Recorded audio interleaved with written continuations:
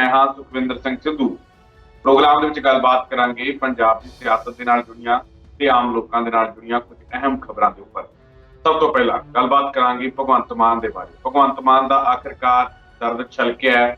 ਭਗਵੰਤ ਮਾਨ ਕਹਿੰਦੇ ਨੇ ਕਿ ਪੰਜਾਬ ਦੇ ਵਿੱਚ ਬਾਹਰਲੇ ਸੂਬੇ ਤੋਂ ਆਏ ਲੋਕਾਂ ਦਾ ਜਿਹੜਾ ਕਬਜ਼ਾ ਹੈ, ਕਿਉਂ ਅਜਿਹਾ ਕਹਿ ਰਹੇ ਨੇ ਭਗਵੰਤ ਮਾਨ, ਕਿਉਂ ਭਗਵੰਤ ਮਾਨ ਦਾ ਦਰਦ ਛਲਕਿਆ, ਇਸ ਤੇ ਗੱਲਬਾਤ ਕਰਾਂਗੇ। ਤਾਂ ਉਸ ਤੋਂ ਬਾਅਦ ਗੱਲਬਾਤ ਕਰਾਂਗੇ ਕਿ ਪੰਜਾਬ ਦੇ ਅੰਦਰ ਗਹਿਰਾ ਇੱਕ ਸੰਕਟ ਛਾ ਗਿਆ ਹੈ। ਪੰਜਾਬ ਦੇ ਵਿੱਚ ਹਨੇਰੀ ਦੇ ਕਾਲੇ ਬੱਦਲ ਛਾ ਗਏ ਨੇ।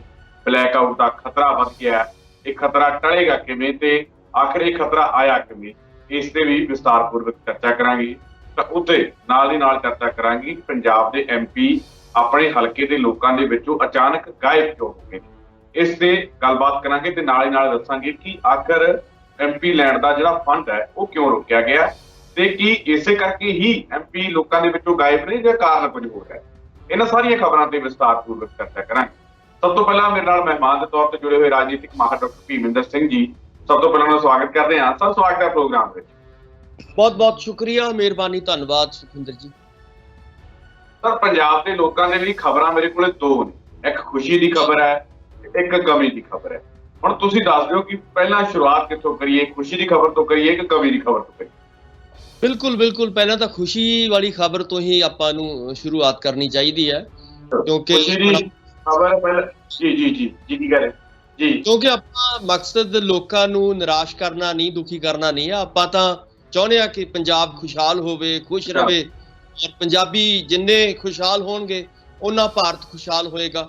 ਸੋ ਇਸ ਕਰਕੇ ਆਪਾਂ ਹਮੇਸ਼ਾ ਹੀ ਕੋਸ਼ਿਸ਼ ਕੀਤੀ ਹੈ ਕਿ ਪੰਜਾਬੀਆਂ ਦੇ ਦਰਦ ਨੂੰ ਵੰਡਾਉਣ ਦੀ, ਉਹਨਾਂ ਦੇ ਗਮਾਂ ਨੂੰ ਵੰਡਾਉਣ ਦੀ, ਔਰ ਉਹਨਾਂ 'ਚ ਖੁਸ਼ੀਆਂ ਖੇੜੇ ਵੰਡਣ ਦੀ ਕੋਸ਼ਿਸ਼ ਕਰਦੇ ਹਾਂ ਆਪਾਂ ਹਮੇਸ਼ਾ। ਸੋ ਇਹੀ ਸੋਚ ਕੇ ਆਪਾਂ ਗੱਲਬਾਤ ਜਿਹੜੀ ਹੈਗੀ ਅੱਜ ਦੀ ਕਰਾਂਗੇ ਸੁਖਿੰਦਰ ਜੀ। ਬਿਲਕੁਲ। ਤਾਂ ਸਭ ਤੋਂ ਪਹਿਲਾਂ ਮੈਂ ਖੁਸ਼ੀ ਦੀ ਖਬਰ ਆਪਣੇ ਦਰਸ਼ਕਾਂ ਨੂੰ, ਆਪਣੇ ਪੰਜਾਬੀਆਂ ਨੂੰ ਦੱਸ ਦਿੰਦਾ। ਹਾਲਾਂਕਿ ਖੁਸ਼ੀ ਜਿਹੜੀ ਆ ਬਹੁਤਾ ਟਾਈਮ ਰਹਿਣੀ, ਕਿਉਂਕਿ ਉਸ ਤੋਂ ਕੁਝ ਕੁ ਸਕਿੰਟ ਬਾਅਦ ਮੈਂ ਦੂਜੀ ਖਬਰ ਜਦੋਂ ਸੁਣਾ ਦੇਣੀ ਹੈ ਤੇ ਦਰਸ਼ਕਾਂ ਦੇ ਵਿੱਚ ਥੋੜਾ ਜਿਹਾ ਦੁੱਖ ਤਾਂ ਜ਼ਰੂਰ ਹੋਊਗਾ। ਪਹਿਲੀ ਖਬਰ ਖੁਸ਼ੀ ਦੀ ਇਹ ਹੈ ਕਿ ਹੁਣ ਪੰਜਾਬ ਦੇ ਲੋਕਾਂ ਨੂੰ ਬਿਜਲੀ ਦੇ ਬਿੱਲ ਘੱਟ ਆਉਣਗੇ, ਬਹੁਤ ਜ਼ਿਆਦਾ ਘੱਟ ਆਉਣਗੇ। ਜਿਹੜੇ ਲੋਕਾਂ ਦੀ ਪਹਿਲਾਂ ਸ਼ਿਕਾਇਤ ਰਹਿੰਦੀ ਸੀ ਕਿ ਸਾਨੂੰ ਬਿਜਲੀ ਦੇ ਬਿੱਲ ਜੀ ਬਹੁਤ ਆਉਂਦੇ ਆ, ਤਾਂ ਹੁਣ ਉਹਨਾਂ ਦਾ ਬਿਜਲੀ ਦਾ ਬਿੱਲ ਜਿਹੜਾ ਅਗਲੇ ਦਿਨਾਂ ਦੇ ਵਿੱਚ ਛੋਟਾ ਹੋ ਜਾਊਗਾ, ਯਾਨੀ ਘੱਟ ਆਊਗਾ। ਇਹ ਹੈ ਖੁਸ਼ੀ ਦੀ ਖਬਰ। ਤੇ ਨਾਲ ਹੀ ਨਾਲ ਗਮੀ ਦੀ ਖਬਰ ਅਸੀਂ ਸੁਣਾ ਦਈਏ। ਇਹ ਜਿਹੜੀ ਖੁਸ਼ੀ ਹੈ ਥੋੜੀ ਜਿਹੀ ਟੇਢੀ ਹੈ, ਕਿਉਂਕਿ ਬਿਜਲੀ ਦਾ ਬਿੱਲ ਸਰਕਾਰ ਨਹੀਂ ਘੱਟ ਕਰ ਰਹੀ, ਕਿਉਂਕਿ ਬਿਜਲੀ ਦਾ ਬਿੱਲ ਆਪਣੇ ਵੱਲੋਂ ਦਰਾਂ ਘਟਾ ਕੇ ਨਹੀਂ ਤੁਹਾਡਾ ਬਿੱਲ ਘੱਟ ਹੋਣ ਲੱਗਾ। ਬਿੱਲ ਘੱਟ ਇਸ ਤਰੀਕੇ ਨਾਲ ਹੋਣ ਲੱਗਾ ਕਿਉਂਕਿ ਘਰ ਦੇ ਵਿੱਚ ਤੁਹਾਡੇ ਬਿਜਲੀ ਆਉਣੀ ਬਹੁਤ ਘੱਟ ਹੈ, ਇਸ ਕਰਕੇ ਬਿਜਲੀ ਦੀ ਖਪਤ ਘੱਟ ਹੋਊਗੀ ਤੇ ਬਿੱਲ ਵੀ ਘੱਟ ਆਊਗਾ। ਡਾਕਟਰ ਸਾਹਿਬ ਕਿਵੇਂ ਦੇਖਦੇ ਹੋ ਇਹ ਸਾਰੇ ਐਪੀਸੋਡ?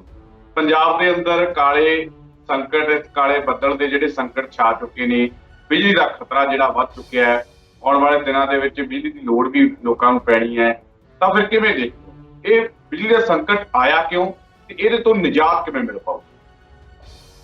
ਸੁਖਵਿੰਦਰ ਜੀ ਦੇਖੋ, ਜਿਹੜਾ ਬਿਜਲੀ ਦਾ ਸੰਕਟ ਹੈ, ਪਹਿਲੀ ਗੱਲ ਤਾਂ ਆਪਾਂ ਇਹਨੂੰ ਸਮਝੀਏ ਕਿ ਇਹ ਸਿਰਫ ਭਾਰਤ ਦਾ ਸੰਕਟ ਨਹੀਂ ਹੈ। ਪਿਛਲੇ ਦਿਨਾਂ ਦੇ ਵਿੱਚ ਚਾਈਨਾ ਦੇ ਵਿੱਚ ਬਹੁਤ ਬਾਰਿਸ਼ ਹੋਈ, ਲਗਭਗ 1000 ਸਾਲ ਦਾ ਰਿਕਾਰਡ ਟੁੱਟਿਆ ਚੀਨ ਦੇ ਵਿੱਚ, ਇੰਨੀ ਬਰਸਾਤ ਉੱਥੇ ਹੋਈ ਸੀਗੀ। ਔਰ ਉਹਦਾ ਨਤੀਜਾ ਕੀ ਨਿਕਲਿਆ ਉਸ ਬਰਸਾਤ ਹੋਣ ਦਾ ਕਿ ਜਿਹੜੀਆਂ ਵੀ ਕੋਲੇ ਦੀਆਂ ਖਾਨਾਂ ਸੀਗੀਆਂ ਉਹਨਾਂ ਦੇ ਵਿੱਚ ਪਾਣੀ ਭਰ ਗਿਆ। ਹੁਣ ਆਪਾਂ ਨੂੰ ਪਤਾ ਹੈ ਕਿ ਜਿਹੜੀ ਚੀਨ ਹੈ, ਚਾਈਨਾ ਜਿਹੜੀ ਹੈਗੀ ਹੈ ਬਹੁਤ ਵੱਡਾ ਸਪਲਾਇਰ ਹੈ ਕੋਲੇ ਦਾ, ਔਰ ਉਹਦੇ ਵਿੱਚ ਤੁਸੀਂ ਦੇਖੋਗੇ ਕਿ ਕੋਲੇ ਕਰਕੇ ਉਹ ਆਪਣੀਆਂ ਜਿਹੜੀਆਂ ਉੱਥੇ ਦੀਆਂ ਇੰਡਸਟਰੀ ਹੈ ਉਹਦਾ ਇਜ਼ਾਫਾ ਹੁੰਦਾ ਹੈ, ਉੱਥੇ ਮਾਲ ਬਣਦਾ ਹੈ, ਔਰ ਉਹ ਸਾਰਾ ਜਿਹੜਾ ਮਾਲ ਹੈ ਉਹ ਪੂਰੇ ਵਿਸ਼ਵ ਦੇ ਵਿੱਚ ਭੇਜਿਆ ਜਾਂਦਾ ਹੈ। ਖਾਸ ਤੌਰ ਤੇ ਜਿਹੜੇ ਗਰੀਬ ਮੁਲਕ ਨੇ, ਥਰਡ ਵਰਲਡ ਕੰਟਰੀਜ਼ ਨੇ, ਉਹਨਾਂ ਦੇ ਵਿੱਚ ਆਪਣਾ ਮਾਲ ਭੇਜਦਾ ਹੈ ਚਾਈਨਾ। ਪਰ ਹੁਣ ਕੀ ਹੈ ਕਿ ਪਿਛਲੇ ਲੰਬੇ ਸਮੇਂ ਤੋਂ ਇਸ ਕੋਲੇ ਦਾ ਸੰਕਟ ਆਉਣ ਕਰਕੇ ਬਹੁਤ ਸਾਰਾ ਜਿਹੜਾ ਹੈਗਾ ਬਿਜਲੀ ਦੇ ਉੱਤੇ ਕੱਟ ਜਿਹੜੇ ਸੀਗੇ ਉਹ ਲੱਗਣੇ ਸ਼ੁਰੂ ਹੋਏ। ਔਰ ਇਸੇ ਤਰ੍ਹਾਂ ਤੁਸੀਂ ਦੇਖੋਗੇ ਕਿ ਭਾਰਤ ਦੇ ਵਿੱਚ ਪਿਛਲੇ ਦਿਨਾਂ ਦੇ ਵਿੱਚ ਜ਼ਿਆਦਾ ਬਾਰਿਸ਼ ਹੋਣ ਕਰਕੇ ਉਹ ਜਿਹੜਾ ਹੈਗਾ ਕੋਲੇ ਦੀਆਂ ਖਾਨਾਂ ਦੇ ਵਿੱਚ ਜਿਹੜਾ ਹੈਗਾ ਪਾਣੀ ਭਰਿਆ, ਔਰ ਜਿਹਦੇ ਕਰਕੇ ਵੱਡਾ ਸੰਕਟ ਇਸ ਵੇਲੇ ਆਉਣ ਦੀਆਂ ਸੰਭਾਵਨਾਵਾਂ ਨੇ। ਔਰ ਕੋਲਾ, ਕਿਉਂਕਿ ਕੋਲੇ ਤੋਂ ਬਿਨਾਂ ਬਿਜਲੀ ਦਾ ਜਿਹੜਾ ਹੈਗਾ ਸਪਲਾਈ ਹੋਣੀ ਜਾਂ ਬਿਜਲੀ ਬਣਨੀ ਉਹ ਕਾਫੀ ਔਖੀ ਹੈ। ਹਾਲਾਂਕਿ ਹੋਰ ਕਾਫੀ ਤਰੀਕੇ ਨੇ ਬਿਜਲੀ ਬਣਾਉਣ ਦੇ, ਪਰ ਕਿਉਂਕਿ ਕੋਲੇ ਤੋਂ ਫਿਲਹਾਲ ਹਜੇ ਜ਼ਿਆਦਾ ਬਿਜਲੀ ਬਣਾਈ ਜਾਂਦੀ ਹੈ, ਚਾਹੇ ਭਾਰਤ ਹੋਵੇ ਚਾਹੇ ਚਾਈਨਾ ਹੋਵੇ, ਤਾਂ ਇਸ ਕਰਕੇ ਵੱਡਾ ਸੰਕਟ ਇਸ ਵੇਲੇ ਆਪਾਂ ਵੇਖਦੇ ਹਾਂ ਕਿ ਬਿਜਲੀ ਨੂੰ ਲੈ ਕੇ ਆ ਰਿਹਾ ਹੈ। ਔਰ ਇਹ ਸੰਕਟ ਹੌਲੀ ਹੌਲੀ ਪੰਜਾਬ ਦੇ ਵਿੱਚ ਵੀ ਆ ਰਿਹਾ। ਜਿਵੇਂ ਪਿਛਲੇ ਦਿਨਾਂ ਦੇ ਵਿੱਚ ਚੰਨੀ ਸਾਹਿਬ ਨੇ ਲੈਟਰ ਵੀ ਲਿਖਿਆ। ਇਸੇ ਤਰ੍ਹਾਂ ਦਿੱਲੀ ਦੇ ਵਿੱਚ ਸੰਕਟ ਆ ਸਕਦਾ ਹੈ। ਕੇਜਰੀਵਾਲ ਨੇ ਵੀ ਮੋਦੀ ਸਰਕਾਰ ਨੂੰ ਖਤ ਲਿਖਿਆ ਹੈ। ਇਸੇ ਤਰ੍ਹਾਂ ਸਾਡੇ ਆਪਣੇ ਪੰਜਾਬ ਦੇ ਮੁੱਖ ਮੰਤਰੀ ਸਾਹਿਬ ਨੇ ਵੀ ਇੱਕ ਖਤ ਜਿਹੜਾ ਹੈਗਾ ਲਿਖਿਆ ਹੈ ਕਿ ਜਲਦੀ ਤੋਂ ਜਲਦੀ ਸਾਨੂੰ ਕੋਲੇ ਦੀ ਸਪਲਾਈ ਕੇਂਦਰ ਸਰਕਾਰ ਨੂੰ ਪੰਜਾਬ ਦੇ ਵਿੱਚ ਤਾਂ ਕਹਿੰਦੇ 5 ਯੂਨਿਟਾਂ ਬੰਦ ਵੀ ਹੋ ਚੁੱਕੀਆਂ ਨੇ, ਵੱਖ-ਵੱਖ ਥਰਮਲ ਪਲਾਂਟਾਂ ਦੀਆਂ 5 ਯੂਨਿਟਾਂ ਕਹਿੰਦੇ ਪੰਜਾਬ ਦੇ ਵਿੱਚ ਬੰਦ ਵੀ ਹੋ ਚੁੱਕੀਆਂ। ਬਿਲਕੁਲ, ਦੇਖੋ ਇੱਕ ਸ਼ੁਰੂਆਤ ਹੋਈ ਹੈ, ਪਰ ਇਹ ਸ਼ੁਰੂਆਤ ਜਿਹੜੀ ਹੈਗੀ ਹੈ ਇਸ ਤੋਂ ਬਚਿਆ ਜਾਵੇ, ਇਹਦੋਂ ਛੁਟਕਾਰਾ ਪਾਇਆ ਜਾਵੇ, ਉਹਦੇ ਲਈ ਚਾਰਾਜੋਈ ਜਿਹੜੀ ਹੈਗੀ ਹੈ ਜਾਰੀ ਹੈ। ਔਰ ਇਸੇ ਕਰਕੇ ਸਾਡੇ ਮੁੱਖ ਮੰਤਰੀ ਸਾਹਿਬ ਚਾਹੇ ਪੰਜਾਬ ਦੇ ਹੋਣ ਚਾਹੇ ਦਿੱਲੀ ਦੇ ਹੋਣ ਕਾਫੀ ਚਿੰਤਾ ਤੋਂ ਦਿਖਾਈ ਦਿੰਦੇ ਨੇ ਹੁਣ, ਕਿਉਂਕਿ ਸਾਰੀ ਇੰਡਸਟਰੀ ਕੋਲੇ ਦੇ ਉੱਤੇ ਚੱਲਣੀ ਹੈ, ਯਾਨੀ ਕਿ ਬਿਜਲੀ ਦੇ ਉੱਤੇ ਚੱਲਣੀ ਹੈ। ਤੁਸੀਂ ਦੇਖੋਗੇ ਕਿ ਜੇਕਰ ਤੁਹਾਡੀ ਬਿਜਲੀ ਦੀ ਸਪਲਾਈ ਬੰਦ ਹੋ ਗਈ ਤਾਂ ਲਾਜ਼ਮੀ ਤੌਰ ਤੇ ਇਹਦਾ ਇਫੈਕਟ ਜਿਹੜਾ ਪਏਗਾ ਹਰ ਤਰ੍ਹਾਂ ਦੇ ਨਾਲ ਪਏਗਾ, ਤੁਹਾਡੀ ਆਮ ਜ਼ਿੰਦਗੀ ਦੇ ਉੱਤੇ ਵੀ ਪਏਗਾ।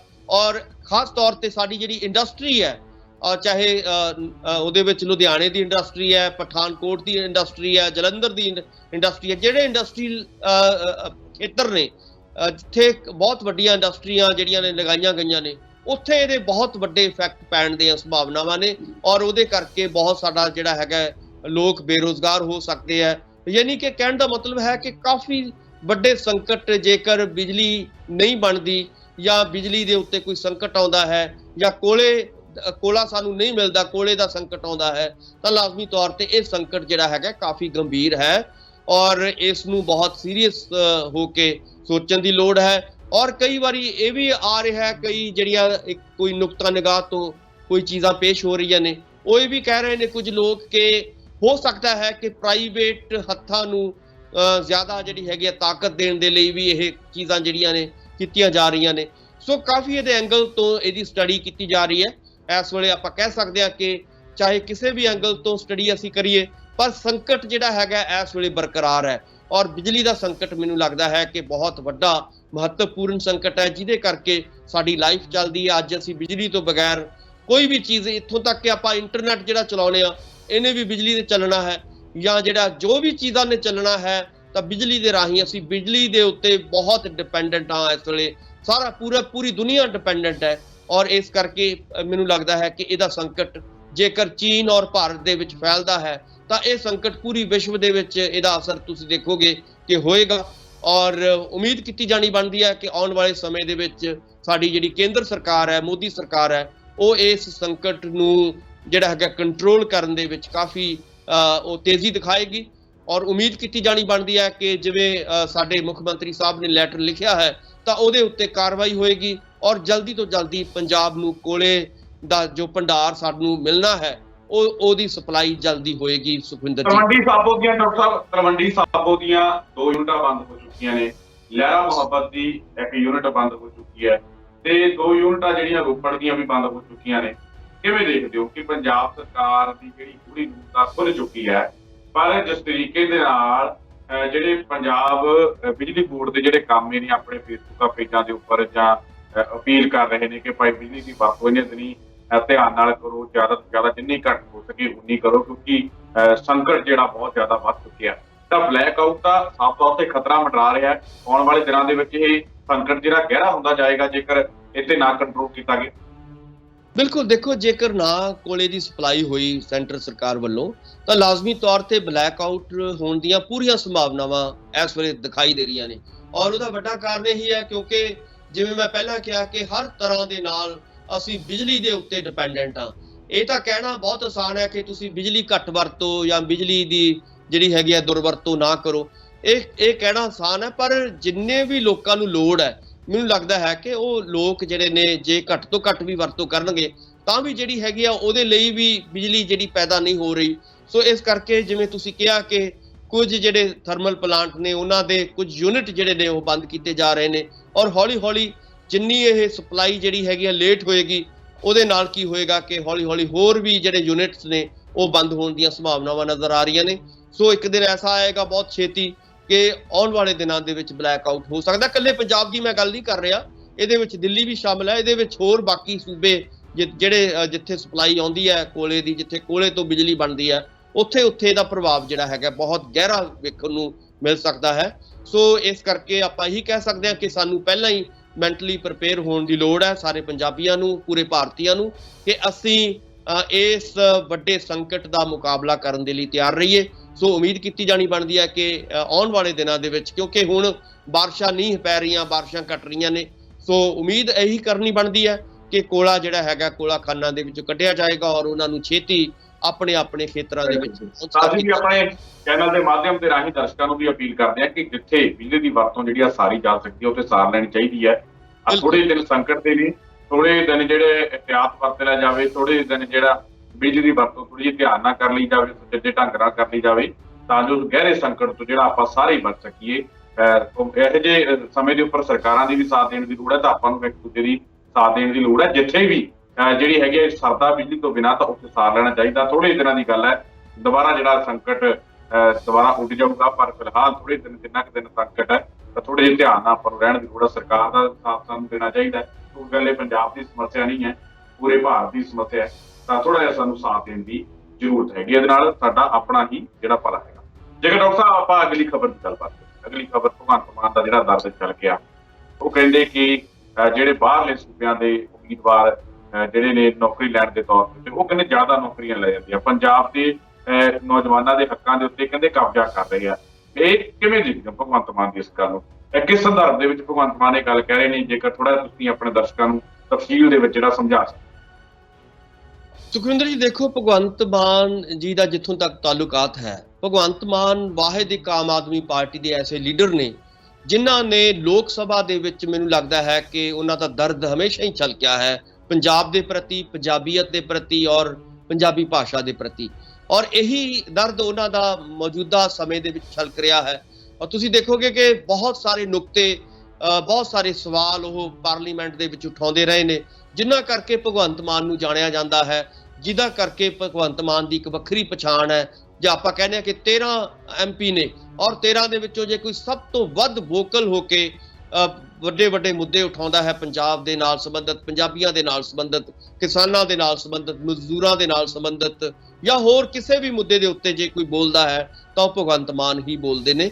ਸੋ ਇਸ ਕਰਕੇ ਆਪਾਂ ਕਹਿ ਸਕਦੇ ਹਾਂ ਕਿ ਇਹ ਜਿਹੜਾ ਦਰਦ ਉਹਨਾਂ ਨੇ ਨਵਾਂ ਪੇਸ਼ ਕੀਤਾ ਹੈ, ਅੱਜ ਅਖਬਾਰਾਂ ਦੀਆਂ ਸੁਰਖੀਆਂ ਬਣਿਆ ਹੈ, ਤਾਂ ਇਹਦੇ ਵਿੱਚ ਆਪਾਂ ਕਹਿ ਸਕਦੇ ਹਾਂ ਕਿ ਉਹਨਾਂ ਨੇ ਇਹੀ ਕਿਹਾ ਕਿ ਜਿੰਨੀਆਂ ਵੀ ਪਿਛਲੇ ਦਿਨਾਂ ਦੇ ਵਿੱਚ ਨੌਕਰੀਆਂ ਕੱਢੀਆਂ ਗਈਆਂ, ਚਾਹੇ ਉਹ ਤਹਿਸੀਲਦਾਰਾਂ ਦੀਆਂ ਹੋਣ, ਚਾਹੇ ਛੋਟੀਆਂ ਹੋਣ, ਚਾਹੇ ਇੰਜੀਨੀਅਰਿੰਗ ਦੀਆਂ ਨੌਕਰੀਆਂ ਹੋਣ, ਉਹਦੇ ਵਿੱਚ ਉਹ ਬਾਕੀ ਜਿਵੇਂ ਸੂਬੇ ਕਰਦੇ ਨੇ, ਬਾਕੀ ਸੂਬਿਆਂ ਦੇ ਵਿੱਚ 70-70, 80-80% ਰਿਜ਼ਰਵੇਸ਼ਨ ਜਿਹੜੀ ਉਹਨਾਂ ਸੂਬਿਆਂ ਦੇ ਲੋਕਾਂ ਦੀ ਹੁੰਦੀ ਹੈ। ਪਰ ਪੰਜਾਬ ਦੇ ਵਿੱਚ ਕੀ ਹੈ ਕਿ ਇਸ ਨੂੰ ਓਪਨ ਕੀਤਾ ਗਿਆ, ਔਰ ਉਹਦਾ ਨਤੀਜਾ ਕੀ ਨਿਕਲਿਆ? ਉਹਦਾ ਨਤੀਜਾ ਇਹ ਨਿਕਲਿਆ ਕਿ ਬਾਹਰਲੇ ਜਿਹੜੇ ਸੂਬਿਆਂ ਦੇ ਜਿਹੜੇ ਵਿਦਿਆਰਥੀ ਨੇ ਜਾਂ ਜਿਹੜੇ ਲੋਕਾਂ ਨੇ ਉਹਨਾਂ ਨੂੰ ਅਪਲਾਈ ਕੀਤਾ ਸੀਗਾ, ਤਾਂ ਉਹ ਜ਼ਿਆਦਾ ਨੌਕਰੀਆਂ ਲੈ ਗਏ। ਨਤੀਜਾ ਕੀ ਨਿਕਲਿਆ ਕਿ ਸਾਡੇ ਪੰਜਾਬੀ, ਕਿਉਂਕਿ ਆਪਾਂ ਨੂੰ ਪਤਾ ਹੈ ਕਿ ਪੰਜਾਬ ਦੀ ਜਦੋਂ ਅਸੀਂ ਬੇਰੁਜ਼ਗਾਰੀ ਦੀ ਦਰ ਇਸ ਵੇਲੇ ਵੇਖਦੇ ਹਾਂ, ਤਾਂ ਮੈਨੂੰ ਲੱਗਦਾ ਕਿ ਭਾਰਤ ਦੇ ਵਿੱਚ ਸਭ ਤੋਂ ਜ਼ਿਆਦਾ ਜੇ ਕੋਈ ਬੇਰੁਜ਼ਗਾਰ ਲੋਕ ਰਹਿੰਦੇ ਨੇ, ਉਹ ਪੰਜਾਬ ਦੇ ਵਿੱਚ ਰਹਿੰਦੇ ਨੇ।